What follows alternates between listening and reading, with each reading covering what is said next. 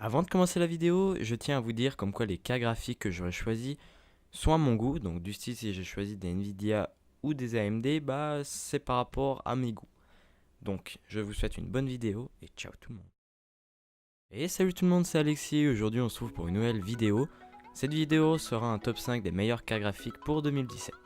Pour commencer ce top 5, nous avons la Gigabyte GeForce GTX 1050 Ti dans les alentours de 179 euros. Donc cette carte graphique est de l'architecture Pascal, donc des 1000. Elle a 4 Go de mémoire dédiée, ce qui est énorme pour ce prix-là. Au niveau de la fréquence de l'horloge, nous avons 1354 MHz de base et 1468 MHz en boost.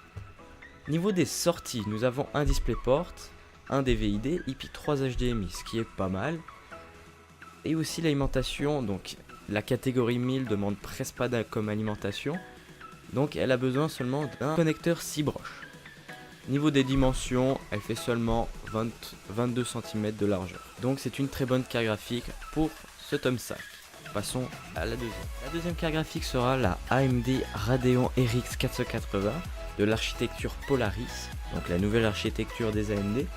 Donc cette carte graphique est très bien, donc elle est dans les alentours de 260 euros. Elle a 8 Go de mémoire dédiée, ce qui est pas mal franchement.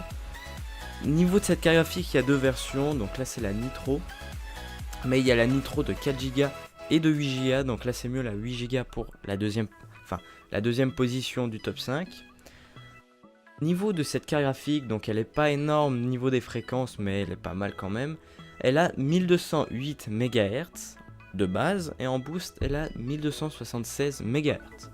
Donc c'est très bien. Niveau des connectiques, donc elle a deux fois un HDMI, deux fois un DisplayPort et un DVI-D. Niveau des dimensions, elle est un petit peu plus grande, elle fait 24 cm de largeur et son énorme point faible, mais vraiment sinon elle est tip top, c'est son alimentation. En fait elle est très gourmande comme toutes les AMD. Elle prend 225 watts, donc il faut minimum une alimentation de 750 watts si vous voulez vraiment que ça soit tip top. Mais sinon, elle est bien. Bon, passons à la troisième carrière. Pour continuer ce top 5, nous avons la Gigabyte GeForce GTX 1060. Donc de la même catégorie que la 1050, donc avec l'architecture Pascal. Cette carte graphique est dans les alentours de 310 euros, donc ça commence gentiment à augmenter. Niveau des mémoires, donc elle a 6 Go de mémoire dédiée, donc c'est pas énorme, c'est pas peu, donc c'est largement assez pour cette catégorie. Niveau des fréquences, nous avons 1582 de fréquence de base et niveau du boost 1797, donc c'est très bien. Niveau des sorties, nous avons un DisplayPort, 2 DVI-D et un HDMI. Donc c'est le point faible de cette carte graphique, c'est qu'elle a plus de DVI que de display et puis d'HDMI. Donc le DVI en fait est plus vieux que l'HDMI et puis le display, donc c'est dommage niveau d'une nouvelle carte graphique.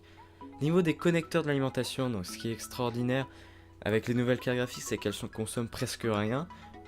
C'est super.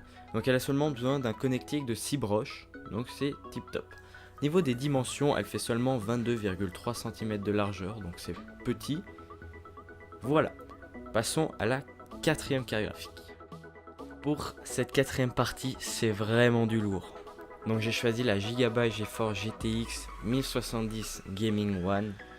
Donc cette carte graphique, elle est dans les alentours de 490 euros. Donc c'est vraiment... Maintenant, on commence vraiment à être dans les hauts de gamme. Donc voilà. Donc cette carte graphique a 8 Go de mémoire dédiée. Donc si je ne l'ai pas encore répété, c'est encore une architecture Pascal, donc les 1000. Donc 8 Go de mémoire dédiée. Niveau de la fréquence, alors là ça commence vraiment à être du lourd. Donc elle a 1620 MHz de base et 1822 MHz en boost. Ça commence à être juste énorme. Voilà. Niveau des sorties, donc là je suis plus content par rapport à la 1060. Donc là on a 3 DisplayPort 1.4, donc les derniers. Une fois HDMI, et une fois DVI. Donc c'est dommage qu'il y a moins d'HDMI que les DisplayPort, mais voilà, donc c'est largement assez. Niveau de l'alimentation, donc là franchement pour une telle puissance, c'est impossible d'avoir une consommation étant basse, donc elle demande seulement 150 watts pour une puissance autant énorme, donc c'est pour ça que je préfère Nvidia. Donc Nvidia perso, moi je préfère par rapport aux tous autres, et puis beaucoup de personnes vont penser comme moi. Voilà, donc là par contre elle demande un petit peu plus de broches niveau des connectiques, donc un connectique 8 broches.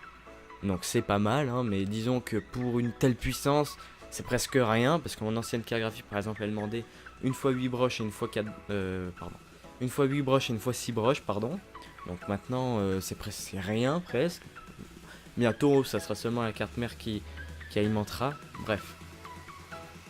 Niveau des dimensions, donc là, elle est beaucoup plus grande par rapport à la 1060.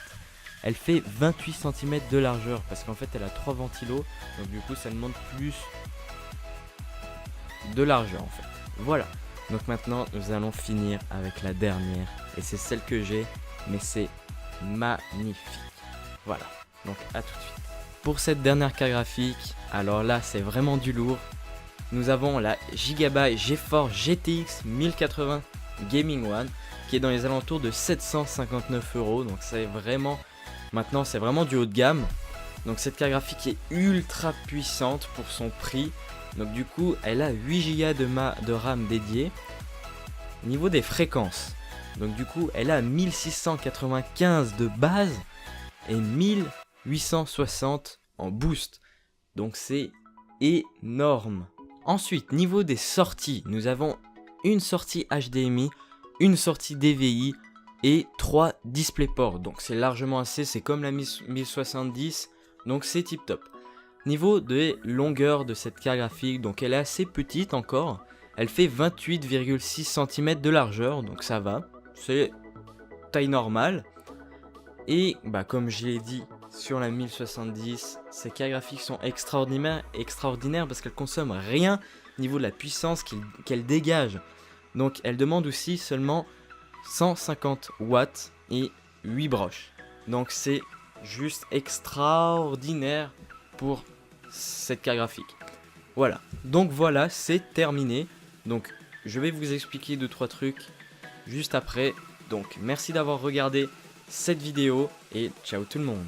Pour clôturer cette vidéo, je tenais juste à vous dire comme quoi je vais reprendre les vidéos. Donc c'est à dire que tous les mardis je ferai une vidéo sur l'high-tech, du style une présentation d'un PC, un top 10 des meilleurs objets par exemple à 20 €, n'importe. Donc tout ce qui est dans le domaine de l'high-tech. Voilà, donc merci d'avoir regardé cette vidéo et ciao tout le monde.